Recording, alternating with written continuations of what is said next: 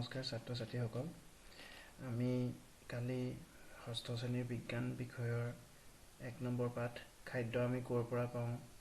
পাঠটোৰ প্ৰথম আৰু দ্বিতীয় খণ্ড আমি আলোচনা কৰিছিলোঁ আমি পাইছিলোঁ যে মানুহে খাদ্য উদ্ভিদ আৰু প্ৰাণী উভয়ৰ পৰা পাওঁ গতিকে আমি কিছুমান চাৰ্টও বনাইছিলোঁ যে আমি কোনবিলাক খাদ্য প্ৰাণীৰ পৰা পাওঁ কোনবিলাক খাদ্য উদ্ভিদৰ পৰা পাওঁ এতিয়া আমি তৃতীয় খণ্ডলৈ আগবাঢ়িবলৈ ওলাইছো গতিকে তোমালোকে কিতাপখনো চাই যাব পাৰা নহলে মোৰ ভিডিওটো ভালকৈ চাই যাবা মই তলত হাইলাইট কৰি যামেই ঠিক আছে এতিয়া 1.3 কি দিয়া আছে চোৱাচোন খাদ্য হিচাপে উদ্ভিদৰ অংশ আৰু প্ৰাণীৰ পৰা উৎপাদিত বস্তু আমি এতিয়া এইখিনি বস্তু আলোচনা কৰিম খাদ্য হিচাপে উদ্ভিদৰ কি অংশ আৰু প্ৰাণীৰ পৰা কি উৎপাদিত বস্তু আমি খাদ্য হিচাপে ব্যৱহাৰ কৰোঁ কথা হেতুৱে এতিয়া চোৱাচোন উদ্ভিদবোৰ আমাৰ খাদ্যৰ এবিধ উৎস মানে হ'ল উৎপত্তি বা আমি ক'ৰ পৰা পাওঁ খাদ্যৰ আমাৰ এবিধ উৎস হ'ল আমাৰ উদ্ভিদ আমি কালি এইটো কথা গম পাইছোঁ ইয়াৰ কোনবোৰ অংশ বাৰু খাদ্যৰ উৎস এতিয়া এজোপা গছৰ শিপা আছে গা গছ আছে পাত আছে ডাল আছে ফলমূল আছে বিভিন্ন ধৰণৰ অংশ আছে এতিয়া কিছুমান আমি সব গছৰে আমি বিভিন্ন ধৰণে ব্যৱহাৰ কৰি খাদ্য হিচাপে আমি গ্ৰহণ কৰোঁ এতিয়া আমি চাওঁচোন কিছুমান আমি বহুতো শাকজাতীয় খাদ্য খাওঁ এতিয়া শাকজাতীয় খাদ্য মানে কি হ'ব আমি লাই পালেং তাৰ পিছত আমি সাধাৰণতে বনৰীয়া ঢেকীয়া পাওঁ তাৰপৰা লফা চফা এইবিলাক আমি সকলোৱে গম পাওঁৱে গতিকে আমি শাকজাতীয় খাদ্য বুলি ক'লে সেইখিনি বুজিম কিছুমান উদ্ভিদৰ ফলবোৰো খাওঁ আমি ফল খোৱা উদ্ভিদ কি পাওঁ আমাৰ আম কঁঠাল নাৰিকল তামোল এইবিলাক বিভিন্ন ধৰণৰ আছে বগৰী চগৰী পৰা ধৰি ঢেৰ তোমালোকে এখন লিষ্ট এখন বনাই ল'ব পাৰা শাকজাতীয় খাদ্য আমি কি উদ্ভিদৰ পৰা পাওঁ তাৰপিছত ফলজাতীয় উদ্ভিদ ক'ৰ পৰা পাওঁ তাৰপিছত কেতিয়াবা উদ্ভিদৰ মূল বা শিপা কেতিয়াবা কাণ্ড আনকি ফুলসমূহো খাওঁ এতিয়া মূল খোৱা উদ্ভিদ কি আমি সাধাৰণতে সদায় পাই থকা উদ্ভিদ হ'ল এইবিলাক মূল খোৱা উদ্ভিদ হালধীয়া আৰু আদাৰ কথা আমি আৰু কিছুমান আমি পাওঁ বিভিন্ন ধৰণৰ তেনেকুৱা উদ্ভিদ আছে কেতিয়াবা কাণ্ড আমি অকল ঠাৰিডাল খাওঁ যেনেকৈ আমি ল'ব পাৰোঁ যে কচুডালৰ আমি ঠাৰি খাওঁ তাৰপিছত আনকি কেতিয়াবা ফুলসমূহো খাওঁ এতিয়া ফুল খোৱা তলত দিছে চোৱাচোন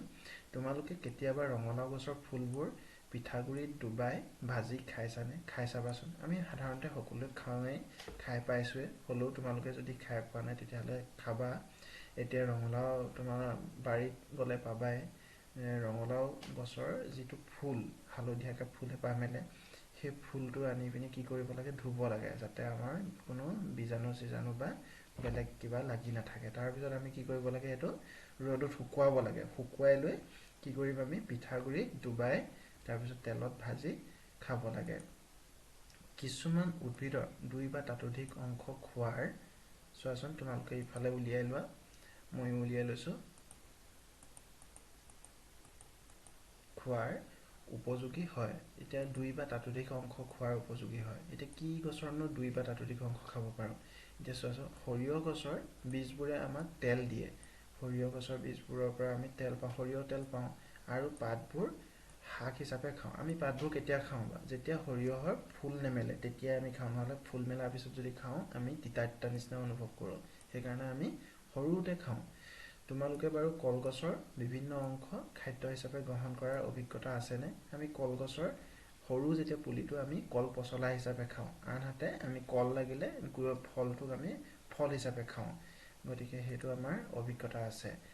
এনেকৈ আৰু কিছুমান উদ্ভিদৰ কথা চিন্তা কৰা যি 2 বা ততোধিক অংশ খাদ্য হিচাপে গ্ৰহণ কৰা হয় তোমালোকে এইকেইদিন ঘৰতে থাকিবা যিহেতু তেনেকৈ তোমালোকে লিষ্ট এখন বনাবা যে তালিকা এখন বনাবা যে যিবোৰ উদ্ভিদৰ মানে 2 বা ততোধিক অংশ খাব পৰা যায় সেই তালিকাখনত অন্তৰ্ভুক্ত কৰিবা ঠিক আছে আমি তললৈ গৈছোঁ পঢ়ালিকাই জানিব বিচাৰিছে যে প্ৰাণী আৰু উদ্ভিদৰ বাহিৰে আন উৎসৰ পৰা আমি খাদ্য পাওঁ নেকি আমি সেইটো চাম বাৰু পিছত আমি আলোচনা কৰিম এতিয়া আমাৰ এখন তালিকা দিয়া আছে কালি নিচিনা তালিকা ৰঙালাও আলুৰ তৰকাৰী তাত কি দিওঁ আমি ৰঙালাও আৰু আলু দিওঁ মছলা হিচাপে কি দিওঁ জলকীয়া দিওঁ সৰিয়হ দিওঁ সয়াবিন দিওঁ আৰু আন উদ্ভিদৰ পৰা পোৱা তেল কিছুমান দিওঁ এতিয়া ৰঙালাও আৰু আলু কি হৈছে ফল বুলি কৈছে উদ্ভিদৰ কি হয় ফল মছলা জাতীয় হিচাপে জলকীয়াটো এবিধ ফল আনহাতে সৰিয়হ সয়াবিন এইবিলাক কি হৈছে বীজ গুটি ঠিক আছে।